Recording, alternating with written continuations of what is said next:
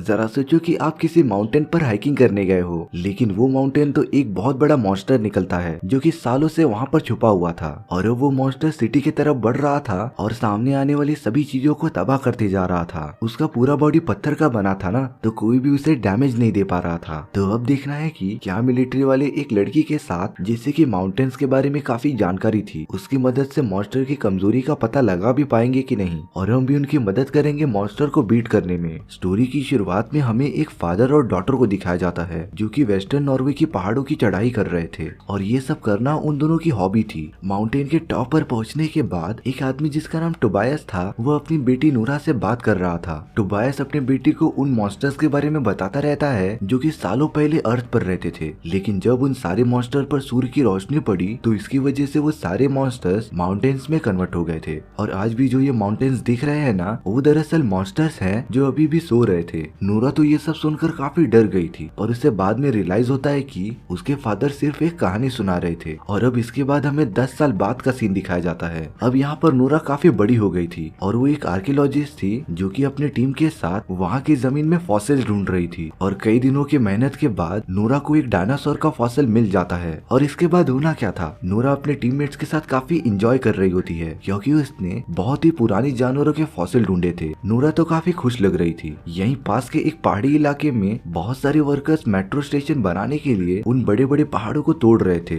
वो वर्कर्स तो लगातार डायनामाइट का यूज करके वहाँ पर ब्लास्ट कर रहे थे, लेकिन जब वर्कर्स का एक ग्रुप गुफा में जाकर चेक करता है तो उन्हें वहाँ पर जोर से चिल्लाने की आवाज आती है और वो पूरा पहाड़ अचानक टूटने लगता है और उसके अंदर से एक बहुत बड़ा क्रिएचर निकलता है जो कि वहाँ के सभी वर्कर्स पर हमला कर देता है और उन्हें पल भर में ही खत्म कर देता है। ये सारी बातें नॉर्वे के हेडक्वार्टर में पता चल गई थी, इसीलिए उनका लीडर उन पहाड़ों पर हेलीकॉप्टर भेजता है ताकि वो पता कर सके कि वहाँ पर हुआ क्या था। इसके बाद प्राइम मिनिस्टर को भी ये बात पता चल गई थी और वो तुरंत अपने सेक्रेटरी के साथ वहाँ जाने के लिए निकल पड़ती है। जब उन माउंटेन्स की फोटो दिखाई जाती है तो वहाँ पर एक बहुत बड़ा गड्ढा दिखाई दे रहा था और ये हो सकता है कि वो मॉन्स्टर उसके अंदर ही छुपा हो। इसके बाद हमें नूरा अपने दोस्तों के साथ दिखाई जाती है जहाँ पर एक मिलिट्री का हेलीकॉप्टर आ गया था और वो नूरा को बताते हैं कि प्राइम मिनिस्टर ने उसे एक मिशन करने के लिए बुलाया था। तो नूरा तुरंत उन मिलिट्री वालों के साथ चली गई थी। नूरा उनके हेडक्वार्टर में पहुंच गई थी जहाँ पर नॉर्वे के काफी बड़े बड़े लोग आए थे। वो सारे लोग इसी बात पर डिस्कस कर रहे थे कि उस जगह पर आखिर हुआ क्या था। जब नूरा उन फोटोज को ध्यान से देखती है तो उसे वहाँ पर बड़े बड़े पैरों के निशान दिखाई देते हैं और उसे तभी अंदाजा हो जाता है कि ये शायद से वो मिस्टीरियस मॉन्स्टर्स थे जिसके बारे में नूरा को उसके डैड ने बताया था। वो जब ये बात वहाँ के सभी लोगों को बताती है तो वो सब नूरा पर हंसने लगते हैं क्योंकि वहाँ पर उन्हें कोई भी मॉन्स्टर दिखा नहीं था। लेकिन एक आदमी जिसका नाम जैक होता है वो नूरा की बातों को समझकर उसे सपोर्ट कर रहा था। तभी वहाँ की एक वर्कर जिसका नाम लिया होता है वो सभी को एक रिकॉर्डेड वीडियो दिखाती है जो कि उन्हीं लोगों की थी जब उन पर पहाड़ों में हमला हुआ था।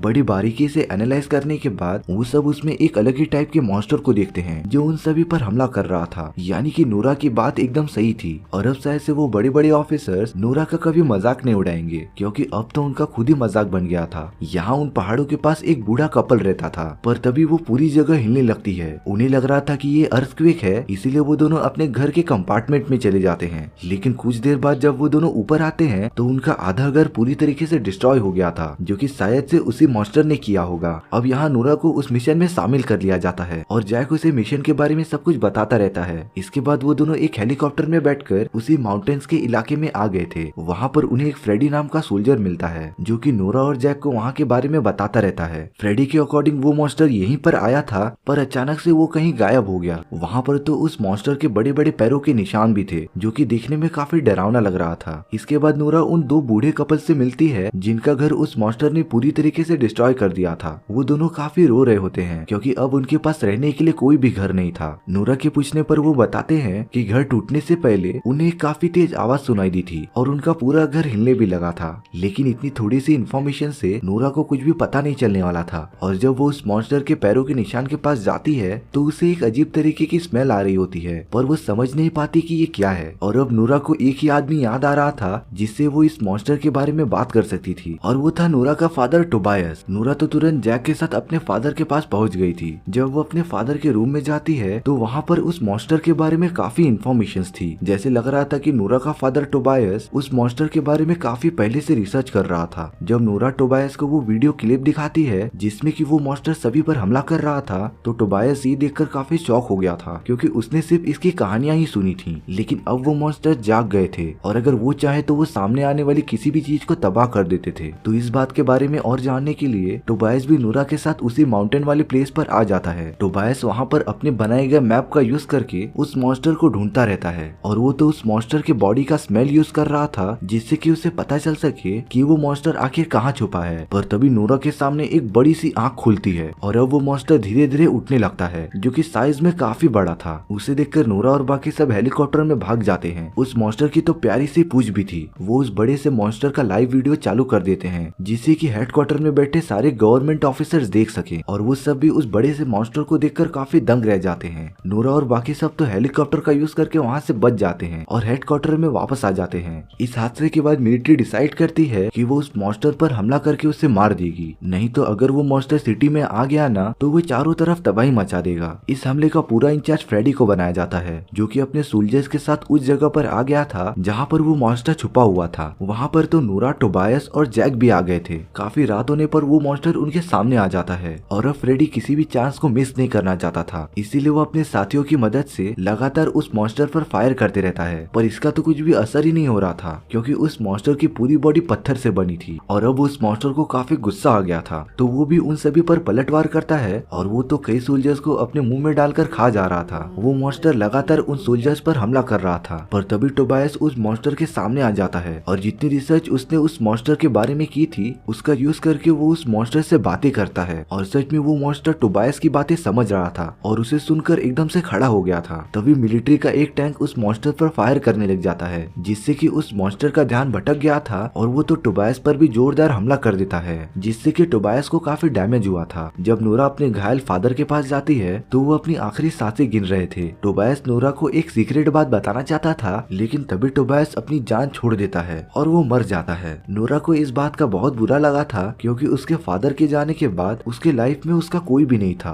पर अभी भी वो उस मिशन में शामिल थी जिसमें कि वो सब उस मॉन्स्टर को खत्म करना चाहते थे। नूरा एक दिन जब अपने डैड की डायरी पढ़ रही होती है तो उसे पता चलता है कि वो पहाड़ जैसे दिखने वाले मॉन्स्टर्स बेल के साउंड से काफी ज्यादा डरते थे और जब ये बात नूरा मिलिट्री वालों को बताती है तो वो सब पहले तो इस बारे में विश्वास नहीं करते, पर इसके अलावा उनके पास और कोई भी ऑप्शन नहीं था उस मॉन्स्टर को रोकने का। इसीलिए नूरा के प्लान के हिसाब से वो उस मॉन्स्टर के पास 4 हेलीकॉप्टर भेजते हैं जिस पर बड़ी बड़ी घंटियां लगी थी। जब वो हेलीकॉप्टर्स उस मॉन्स्टर के पास जाकर बेल बजाना स्टार्ट कर देते हैं तो वो मॉन्स्टर काफी कमजोर पड़ने लगा था और लग रहा था कि नूरा अपने प्लान में कामयाब हो जाएगी। लेकिन चीजें जितनी सिंपल दिख रही थी ना उतनी थी नहीं। तभी वो मॉन्स्टर अपने आप को डेवलप कर लेता है और अब उस पर घंटियों के साउंड का कुछ भी असर नहीं हो रहा था। वो तो अब गुस्सा होकर उन हेलीकॉप्टर्स को पकड़कर तबाह करता रहता है और उसके हमले से कोई भी बच नहीं पाया था। पर वो मॉन्स्टर पता नहीं क्यों एक हेलीकॉप्टर को पकड़ लेता है जो तेजी से बच्ची की तरफ बढ़ रहा था, यानी कि उस मॉन्स्टर ने एक बच्ची की जान बचाई थी। तो इसका साफ साफ मतलब निकलता है कि वो मॉन्स्टर तबाही मचाने के लिए नहीं बल्कि किसी अलग पर्पस के लिए आया था। अब वो मॉन्स्टर तेजी से सिटी की तरफ बढ़ रहा था तो नॉर्वे की प्राइम मिनिस्टर सभी लोगों को सिटी खाली करने के लिए कहती है और मिलिट्री वहाँ के लोगों को निकालने में मदद भी करती है। यहाँ नूरा काफी हताश हो गई थी क्योंकि उसके प्लान की वजह से उनके कई लोग मारे जा चुके थे और अब तो वो ये मिशन भी नहीं करना चाहती थी। जब वो अपने फादर की डायरी पढ़ रही होती है तो उस पर बहुत सारी जगहों पर सिंडिंग लिखा हुआ था। जैक बताता है कि मैंने ये वर्ड सुना है। दरअसल सिंडिंग एक प्रिंस का नाम था जो कि नॉर्वे के एक बहुत बड़े पैलेस में रहा करता था। जब ये बात नूरा को पता चलती है तो उसे अंदाजा हो जाता है कि वहाँ पर जरूर उन्हें कुछ पता चलेगा, तो वो जैक के साथ तुरंत उस पैलेस पर आ गई थी। वहाँ पर एक बूढ़ा आदमी होता है और वो उस पैलेस का केयर टेकर था। वो तो उन दोनों का ही बेसब्री से इंतजार कर रहा था जैसे कि उसे पता था कि नूरा और जैक वहाँ पर आने वाले थे। केयर टेकर उन दोनों को पैलेस के बेसमेंट में लेके चला जाता है जहाँ पर बहुत बड़े बड़े स्केलेटन रखे हुए थे और तब ये रिवील होता है कि जब वो मॉन्स्टर अर्थ पर रहते थे तो ये पैलेस बनाने के लिए प्रिंस ने उन मॉन्स्टर्स की बलि दी थी ताकि उनका पैलेस और उनकी पूरी प्रजा भयानक श्राप से बचे रहे। और वो बड़ा सा मॉन्स्टर जो कि जिंदा था वो इन सभी का ट्रॉल किंग था जो कि अपनी फैमिली को ढूंढने सिटी में आ गया था। और जब ये बात उसे पता चलेगी कि उसके सारे फैमिली मेंबर्स मारे जा चुके हैं तो वो गुस्से में आकर पूरी सिटी को तबाह कर देगा। जब नूरा उन स्केलेटन्स को देखने के लिए उनके ऊपर यूवी लाइट मारती है तो वो हड्डियां एकदम से जलने लगी थी और तब जाकर नूरा को ये पता चलता है कि उन मॉन्स्टर को जरूर यूवी लाइट से खत्म किया जा सकता था। और तब वो पैलेस से जैक के साथ निकल पड़ती है जहाँ पर वो मॉन्स्टर आ चुका था। नूरा फ्रेडी को कॉल करके अपना प्लान बताती है जिसमें कि वो उसे बहुत सारी यूवी लाइट्स को इकट्ठा करने के लिए कहती है ताकि वो उस मॉन्स्टर को खत्म कर सके। इसके बाद नूरा और जैक एक कार में बैठे हुए होते लेते हैं और अपने साथ एक मरे हुए मॉन्स्टर का सर लेकर जा रहे थे ताकि वो दूसरा मॉन्स्टर उसे देख ले और उनका पीछा करके सिटी से बाहर आ जाए। और होता भी ऐसा ही है। उस किंग मॉन्स्टर को पता चल जाता है कि वो स्केलेटन उनके फैमिली का है, तो वो लगातार उनका पीछा करने लग जाता है। वो तो अपने सामने आने वाले सभी चीजों को डिस्ट्रॉय कर दे रहा था। इससे आप अंदाजा लगा सकते हो कि उसकी बॉडी कितनी स्ट्रॉन्ग थी। कुछ टाइम के बाद नोरा और जैक उस जगह पर आ गए थे जहाँ फ्रेडी ने अपना जाल बिछाया था। उसने बहुत सारी यूवी लाइट्स को इकट्ठा कर लिया था और वो एक साथ बहुत सारी यूवी लाइट्स को उस मॉन्स्टर के ऊपर फायर कर देते हैं, जिससे कि उस किंग मॉन्स्टर की बॉडी पूरी तरीके से जलना स्टार्ट हो गई थी। और अगर ऐसा ही चलता रहा तो वो मॉन्स्टर धीरे धीरे मर जाएगा। पर तभी नोरा सारी यूवी लाइट्स को बंद कर देती है क्योंकि वो उस मॉन्स्टर को इस तरह मरते नहीं देख सकती थी। नोरा उसके सामने आ जाती है और उसे इशारों में पहाड़ों में वापस जाने के लिए कहती है ताकि वो सही सलामत रह सके। लेकिन अब काफी देर हो चुकी थी। वहाँ पर अब सुबह हो गई थी और सूर्य की रोशनी तेजी से उस मॉन्स्टर के ऊपर पड़ जाती है, जिससे कि वो पूरी तरीके से पत्थर में कन्वर्ट होने लगा था। और ये बात नोरा को उसके फादर ने पहले ही बताई थी कि वो मॉन्स्टर अगर लाइट के कांटेक्ट में आएंगे तो वो एकदम से पत्थर में कन्वर्ट हो जाएंगे। और उस मॉन्स्टर के साथ भी ऐसा ही होता है। वो पूरी तरीके से पत्थर में कन्वर्ट हो गया था और नोरा के सामने एकदम से मर गया था। नोरा उस मॉन्स्टर के लिए काफी बैड फील कर रही होती है, पर ये तो होना ही था ना, क्योंकि अगर वो मॉन्स्टर जिंदा रहता तो वो पूरे सिटी को तबाह भी कर सकता था। इसीलिए उस मॉन्स्टर का मरना जरूरी था। मिलिट्री के सारे लोग काफी खुश होते हैं कि उन्होंने उस मॉन्स्टर को मारकर ये मिशन पूरी तरीके से कंप्लीट कर लिया और वो सब हैप्पीली अपनी लाइफ जीने लगते हैं। और यहाँ पहाड़ों के बीच एकदम गहराई में पत्थरों में हलचल होना स्टार्ट हो जाती है और वहाँ पर एक और बड़ा मॉन्स्टर आ गया था जो कि सभी को खत्म कर देगा। और इसी के साथ हमारी ये स्टोरी यहीं पर एंड हो जाती है। सो व्यूअर्स, आपको ये स्टोरी कैसी लगी प्लीज कमेंट सेक्शन में बता दो। और अगर आपको मेरा एक्सप्लेनेशन 1% भी अच्छा लगा हो ना तो योर एक्सप्लेनर चैनल को सब्सक्राइब जरूर कर देना, क्योंकि इससे मुझे काफी ज्यादा मोटिवेशन मिलेगा आपके लिए इसी तरीके की मजेदार स्टोरीज लाने के लिए। तो मिलते हैं नेक्स्ट वीडियो में। सी या।